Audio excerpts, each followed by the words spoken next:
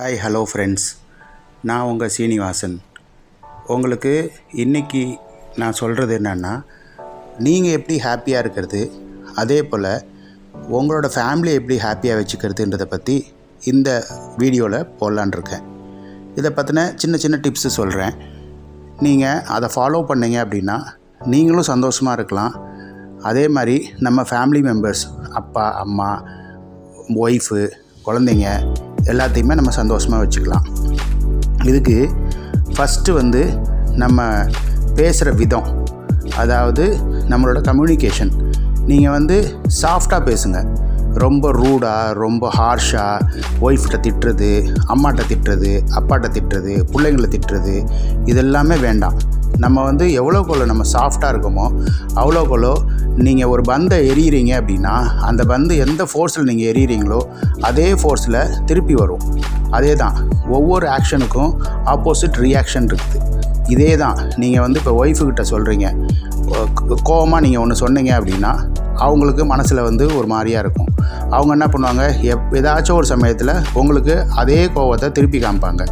நம்ம சொல்கிற ஒவ்வொரு வார்த்தையும் இந்த பிரபஞ்சன்றது நம்ம இயற்கை, அப்புறம் சுற்றுப்புற சூழ்நிலை எல்லாத்தையும் சேர்த்து நான் பிரபஞ்சம்னு சொல்கிறேன்.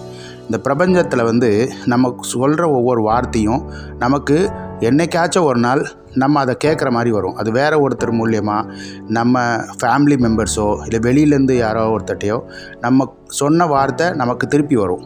நான் என்னோடய லைஃப்பில் இதை பார்த்துருக்கேன். அதனால் நான் சொல்கிறேன், நீங்கள் எப்போதும் சாஃப்டாக, அதாவது அன்பு தான் என்றைக்குமே நிலச்சி நிற்கும். நீங்கள் அன்பாக நீங்கள் பேசி பாருங்கள், எல்லாமே நல்லதே நடக்கும். ஒரு சின்ன கதை ஒன்று சொல்கிறேன். ஒரு வீட்டில் ஹஸ்பண்ட் ஒய்ஃப் இருக்காங்க. காலையில் கிளம்பிகிட்டு இருக்கார் ஹஸ்பண்டு. கிளம்புறப்ப என்ன ஆகுது அப்படின்னா, அவங்க ஒய்ஃப் திட்டிடுறாங்க. திட்டினதும் அந்த கோவத்துலேயே அவர் கார் எடுத்துகிட்டு போகிறாரு. காரில் போகிறப்ப என்ன ஆகுது, ஆஃபீஸ்க்கு போயிட்டுருக்காரு. அந்த கோவமாகவே அவர் போகிறாரு. வீட்டில் சின்ன சண்டை அந்த கோவத்தில் போகிறப்ப அவர் காரில் போகிறப்ப முன்னாடி ஒரு சைக்கிள்காரன் வந்துடுறான். சைக்கிள்காரன் வந்ததும் அவனை இடிச்சிடுறாரு. அந்த கோவத்தில் அவனை திட்டுறாரு. அவன் திட்டுறான். ஒரு சின்ன பிரச்சனையாகுது. அது இன்னும் கொஞ்சம் மல்டிபிள் ஆகிடுது அந்த கோவம். ஆஃபீஸ்க்கு போகிறப்ப செக்யூரிட்டி கதவை திறக்கிறதுக்கு கொஞ்சம் லேட் ஆகுது. அவனை திட்டுறாரு. அதுக்கப்புறமா ஆஃபீஸில் காரை நிறுத்திட்டு உள்ளே போய் டே டு டே ஆக்டிவிட்டி எப்போதும் பண்ணுற மாதிரி பண்ணிகிட்ருக்காரு. அவர் கோவம் அப்பையும் தனியில்லை. 11 மணி போல் ஒரு சபார்டினேட்டை கூப்பிட்டு அவனை பிடிச்சி கத்துறாரு. நீ என்ன இன்றைக்கி பண்ணியிருக்க, இந்த ரிப்போர்ட் எனக்கு வரல அப்படின்னு கத்துறாரு. சபார்டினேட் என்ன பண்ணுறாரு, ஐயோ இவர் நம்மளை திட்டாரு அப்படின்ற மாதிரி அவர் என்ன பண்ணுறாரு, அவருக்கு கீழே இருக்க ஜூனியர்ஸை அவர் திட்டாரு. இந்த ரிப்போர்ட்டில் நீங்கள் தரல, அதனால் நான் போய் பாஸ்ட்டை திட்டு வாங்குறேன், என்ன நினச்சிட்டு இருக்கீங்க அப்படின்னு திட்டுறாரு. இந்த சபார்டினேட் என்ன பண்ணுறாங்க, அவங்க இந்த கோவத்தில் வேலை செய்கிறாங்க. அவங்க என்ன பண்ணுறது, அவங்க அல்டிமேட்டாக அதுக்கு கீழே இருக்க ஒரு பியூனு, கடைசி அந்த பியூன் என்ன பண்ணுறாப்புல, ஒரு டீ கொண்டு வைக்கிறாரு. டீ வைக்கிறப்ப கொஞ்சம் கீழே சிந்தினதும் அந்த சபார்டினேட் அந்த பியூனை பிடிச்சி திட்டுறாரு.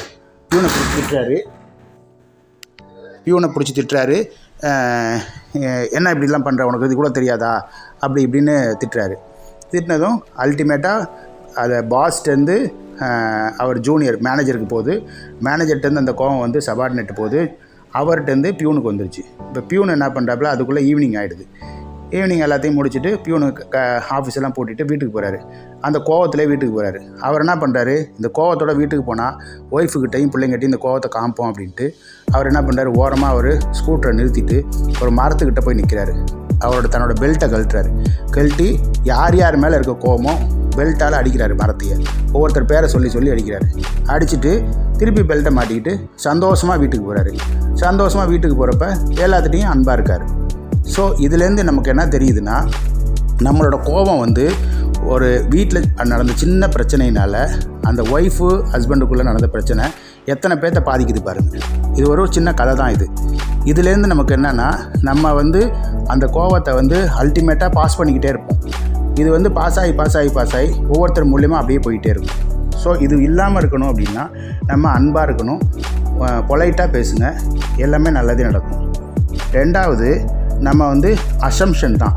அசம்ஷன்னா என்னென்னா, அதாவது எப்போதுமே ஏதாச்சும் அது நம்ம ஒய்ஃபை பற்றியோ இல்லை ஹஸ்பண்டை பற்றியோ இல்லை நம்ம பிள்ளைங்களை பற்றியோ தப்பாகவே நம்ம நினைக்கிறது. அவங்க நல்லதே பண்ணியிருப்பாங்க, ஆனால் நமக்கு என்ன தோணும், இது வந்து நமக்கு தப்பாக பண்ணியிருக்காங்க. உங்களுக்கு பிடிச்சது ஏதாச்சும் ஒன்று செஞ்சுருக்காங்க, சாம்பார் வச்சுருக்காங்கன்னு வச்சுக்கோங்க. அந்த சாம்பாரில் அன்னைக்கு பார்த்து ஏதோ கொஞ்சமாக காரம் கூட போட்டாங்க. நீங்கள் என்ன பண்ணுவீங்க, அவங்கள உடனே வந்து என் மேலே இருக்க கோவத்தில் தான் நீங்கள் சாம்பாரில் மிளகாத்தூள் அள்ளி போட்டிருக்கியா, ஏன் இப்படி பண்ணுற அப்படின்னு திட்டுவீங்க. அப்போ திட்டுறப்ப என்ன ஆகும், அவங்க வந்து அந்த கோவத்தை வாங்கிக்கிட்டு பிள்ளைங்கள்ட்ட காமிப்பாங்க. இது பண்ணாதீங்க, ஏம்மா இன்றைக்கி ஏம்மா இப்படி பண்ணியிருக்க, நல்லா தான் இருக்குது, ஆனால் கொஞ்சம் காரம் கூட இருக்க மாதிரி இருக்குமா. நம்ம சொல்கிற விதம் தான். அதாவது நம்ம வந்து அவங்கள ஒவ்வொரு விஷயத்துலையும் அப்ரிஷியேட் பண்ணுங்கள். சின்ன சின்ன தப்புகள் நடக்கும், நம்ம எல்லாமே ஹியூமன் பீயிங் தான். ஹியூமன் பீயிங்ஸு எரர்ஸ் கண்டிப்பாக வரும். அந்த எரர்ஸை வந்து நம்ம பாயிண்ட் அவுட் பண்ணி ரொம்ப அவங்கள வந்து அவங்க மனசை புண்படுற மாதிரி பேசணும் அப்படின்னா, அந்த புண்பட்ட மனசு என்ன ஆகும் அப்படின்னா அடுத்தவங்கள வந்து எஃபெக்ட் பண்ணும். ஸோ நீங்கள் அந்த சொல்கிற விதமே, என்னம்மா இன்றைக்கி சாம்பாருக்கு காரமாக தான் இருக்குது, அது அவங்களுக்கும் தெரியும் காரம் ஆகிடுச்சின்றது, அவங்க சாப்பிட்றப்ப அவங்களும் இருந்திருக்கும். அதே நீங்கள் சொல்கிற விதத்தில் வந்து, என்னம்மா இன்றைக்கி எப்போதும் ஏதாச்சும் வேறு டென்ஷனில் இருந்தியா, என்ன டென்ஷனு, ஏன் கொஞ்சம் காரம் கூட மாதிரி இருக்குது, சரி நாளைக்கு நம்ம நல்லா பண்ணிக்கலாம், நாளைக்கு நல்லதாக பண்ணலாம், இல்லை நான் உனக்கு செஞ்சு தரேம்மா, நம்ம பண்ணலாம் அப்படின்னு சொன்னீங்க அப்படின்னா அவங்களுக்கு ஐயோ பாரு, நம்ம புருஷன் வந்து நம்மளை திட்டாமல் நமக்கு வந்து நம்மளை வந்து அதை வந்து அடுத்தது சரி பண்ணணும்னு சொல்கிறாரு. ஸோன்றப்ப உங்கள் மேலே பாசம் ஜாஸ்தியாகும். இது ஒன்று. ரெண்டாவது, நம்ம வந்து எப்போதுமே அப்ரிஷியேட் பண்ண கற்றுக்கங்க. நம்ம பிள்ளைங்களாக இருந்தாலும் சரி, ஒய்ஃபாக இருந்தாலும் சரி, அம்மாவாக இருந்தாலும் சரி, அப்பாவாக இருந்தாலும் சரி, நமக்கு சபார்டினேட்டு, நம்மகிட்ட கீழே வேலை செய்கிறவங்க யாராக இருந்தாலுமே அவங்க வந்து ஒரு சின்ன விஷயம் செஞ்சாலுமே அவங்கள அப்ரிஷியேட் பண்ணுங்கள். நல்லா பண்ணியிருக்கீங்க, சூப்பராக இருக்குது, இது எப்படி பண்ணீங்க, இது எனக்கு கொஞ்சம் சொல்லிக் கொடுங்க. நம்ம எவ்வளோ பெரிய ஆளாக இருந்தாலுமே அவங்கள வந்து நம்ம என்கரேஜ் பண்ணி அவங்கள வந்து அப்ரிஷியேட் பண்ணோம் அப்படின்னா அது வந்து உங்கள் மேலே பாசம் ஜாஸ்தியாகும். அதே நேரத்தில் அவங்க இன்னும் கொஞ்சம் நல்ல ப்ரொடக்டிவிட்டி நல்லா தருவாங்க. உங்களுக்கு கீழே இருக்கவங்க வந்து நிறைய வேலை உங்களுக்கு செஞ்சு தருவாங்க. அதாவது ஆஃபீஸாக இருந்தாலும் சரி, வீட்டில் ஒய்ஃபாக இருந்தாலும் சரி, நமக்காக தான் நமக்கு செய்கிறாங்க எல்லாமே. அதை வந்து நம்ம நல்லா சாப்பிட்டுட்டு அன்றைக்கி நல்லா செஞ்சுருப்பாங்க, ஆனால் ஒரு வார்த்தை கூட சொல்லாமல் சாப்பிட்டுட்டு நல்லா வயிறு முட்டை சாப்பிட்டுட்டு போய் படுத்துருவோம். அதை வந்து அவங்கள அப்ரிஷியேட் பண்ணவே மாட்டோம். அவங்க எதிர்பார்ப்பாங்க, ஆஹா நமக்கு இன்றைக்கி சொல்லுவார், நல்லா பண்ணியிருக்கோன்னு சொல்லுவார் அப்படின்னு நினைப்பாங்க. ஆனால் நம்ம சொல்லன்றப்ப அவங்களுக்கு அங்கே டிஸப்பாயின்மெண்ட் ஆகிடும். அவங்க வந்து என்னடா அது, நம்ம இவ்வளோ நல்லா செஞ்சுமே நம்ம புருஷன் வந்து நம்மளை பாராட்டலையே அப்படின்ற மாதிரி இருக்கும். ஸோ நீங்கள் பாராட்டினீங்கன்னா அவங்களுக்கும் ரொம்ப சந்தோஷமாக இருக்கும்.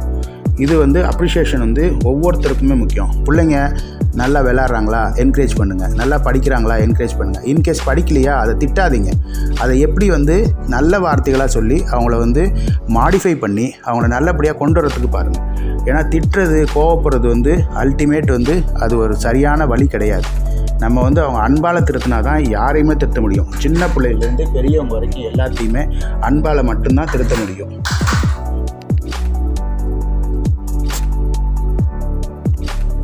அதே போல் பிள்ளைங்க கூட, ஒய்ஃபு கூட ஓப்பனாக பேசுங்க.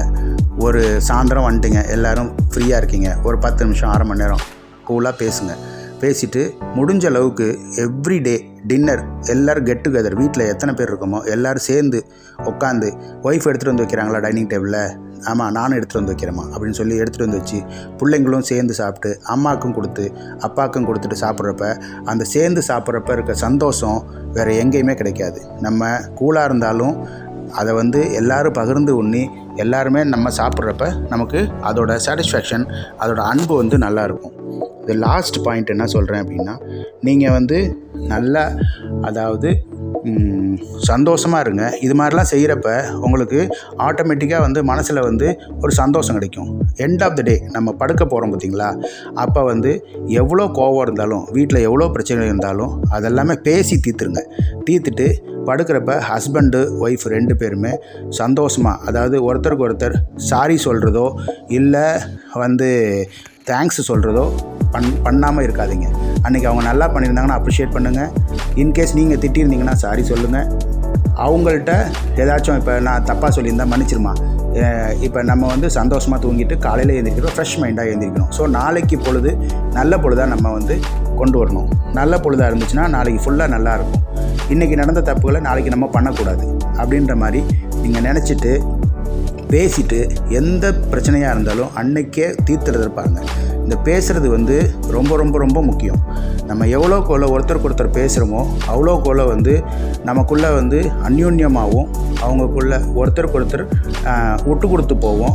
நம்ம வந்து வாழ்க்கையில் நல்லா சந்தோஷமாக இருக்க முடியும். நான் சொன்னது எல்லாத்தையும் நீங்கள் யோசிச்சு பாருங்கள், ப்ராக்டிக்கலாக செஞ்சு பாருங்கள். உங்களுக்கு நல்லதே நடக்கும். நம்ம சந்தோஷமாக இருக்கலாம். நம்ம சந்தோஷமாக இருந்தோம்னா நம்ம ஃபேமிலியை சந்தோஷமாக வச்சுக்கலாம். நம்ம கூட வேலை செய்கிறவங்கள சந்தோஷமாக வச்சுக்கலாம். எல்லாமே நல்லதே நடக்கும்.